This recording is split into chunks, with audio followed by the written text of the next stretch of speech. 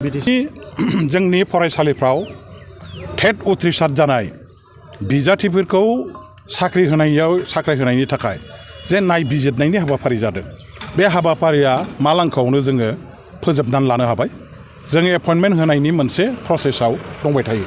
खिन्थु खाफाल गाज्रि बाथ्राया जाबाय थांनाय UPPLनि आमोलावनो सुप्रिम कर्टआव मोनसे केस दङमोन नियसफोरनि जायफोर केन्डिडेटफोर बे नियसनि डिग्री लानाय क्वालिफाइड जायफोर माने केन्डिडेटफोर बिथांमोनहा माने 2026 ना मालाब्लानो थांनाय UPPL सरकारनि आमोलावनो बिथांमोनहा सुप्रिम कर्टआव केस होनानै दोनदों आरो गुवाहाटीयाव हाइकर्टआव केस होनानै दोनदोंमोन आरो गुवाहाटीनि हाइकर्ट सुप्रिम कर्टआ जोंनो मोनसे बिथोन होदों जे सुप्रिम कर्ट आरो हाइकर्टनि केसआ डिसमिस जायागौमानि BTC सरकारा टेटनि जायफोर क्वालिफाइड अलरेडि भेरिफाइड जायफोरखौ जों नायबिजिरनानै फोजोबबाय मोनथावथाव केन्डिडेट हिसाबै जायफोरखौ जों दा सायख'नानै लानो हाबाय बिथांमोननो एपइन्टमेन्टखौ दानो होनो मोनथ'वा होननानै जोंखौ कर्टनिफ्राय बादा होदों।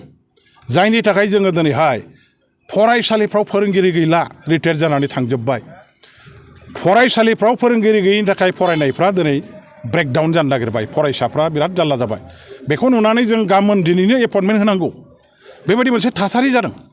बेबायदि गिलु फालु फोरोंगिरिनि आंखाल थासारियावबो सुप्रिम कर्ट आरो हाइकर्टआव मोननै केसआ गां थानायनि थाखाय आरो बिथांमोननिफ्राय जे मोनसे अर्डार केसआ जोबागौमानि एपइन्टमेन्टखौ होनो मोना होननाय बे गिथाव बाथाव अर्डार थानायनि थाखाय जों एपइन्टमेन्ट होनो गोसो दंब्लाबो जोङो हानाय जायाखै।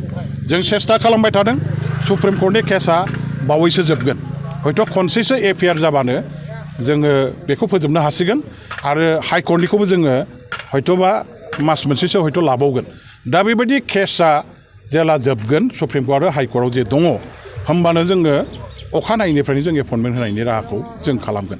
गभर्नमेन्टआ एपइन्टमेन्ट होनो गोसो इच्छाकृत भाबै जोंनि क्वालिफाइड सेंग्रा सिख्लाफोरखौ केन्डिडेटफोरखौ जों एपइन्टमेन्ट होआखै बे नङा।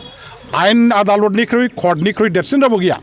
सरकारा आयेन आदालतनि अर्डारखौ अमायन' खालामनानै माब्लाबाबो खामानि मावनो हाया। दिनै एडुकेसन डिपार्टमेन्टआ मिथिगौ स्कुलफ्राव मास्टारफोर गैया, फरायसाफ्रा जारला जागासिनो दं, थाबैनो एपइन्टमेन्ट होनांगौ। जोङो होनो गोसो, हरसेनि गेजेरावनो जों होनो गोसो। खिन्थु दिनै आयेन आदालत कर्ट कासारिखौ जोङो अपमान खालामनानै बिथांमोननि अर्डारखौ बारनानै रावबो सरकारा कुनु लिडारा बेबायदि खामानि मावनो हायै जानायाव जोंनि एपइन्टमेन्टनि प्रसेसआ दिनै थाबथादों। गोसो गैयाब्लाबो जोङो दिनैहाय कर्टनि अर्डारखौ मानिनानै एपइन्टमेन्टखौ होनो हानाय जायाखै।